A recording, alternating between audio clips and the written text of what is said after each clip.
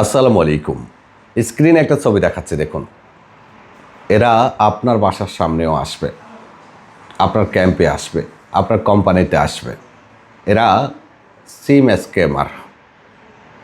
আপনি যদি এদের কাছ থেকে সিম কার্ড কিনেন, নির্ঘাত আপনি বিপদে পড়বেন। এরা হয়তো আপনাকে অফার করবে সিম card free, internet free, 200 minute free, 500 minute free.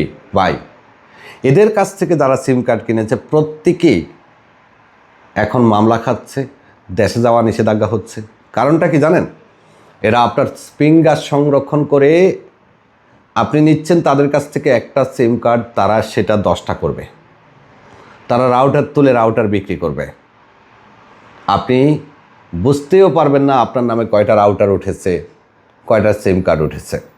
একটা সময় দেখবেন আপনার কাছে শুধু মেসেজ আসবে কোম্পানিগুলো থেকে, বিল দাও, পেমেন্ট দাও, বিল দাও, পেমেন্ট দাও।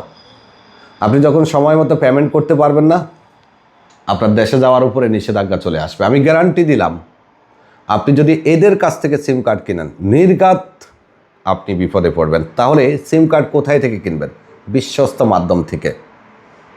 বিশ্বস্ত মাধ্যম, কোম্পানির অফিসে যান, অথবা আপনার খুব বেশি পরিচিত কোনো দোকান থাকলে সেখানে যান।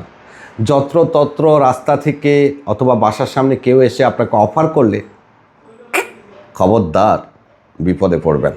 ধন্যবাদ।